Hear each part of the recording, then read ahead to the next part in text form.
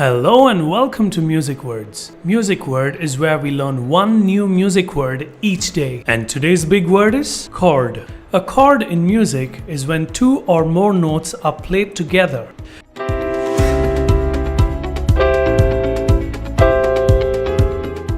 Let me explain this in detail. When you press one key on the piano or strike one string on the guitar, you call that a note. When you press two different keys on the keyboard or any instrument, you call that in specific a harmony. And finally, when you play two or more notes together at the same time, you call that a chord. Let me give you an example of a chord.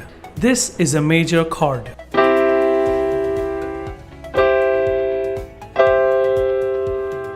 So that's about it, guys. If you enjoyed today's video, please give me a thumbs up and subscribe to our channel.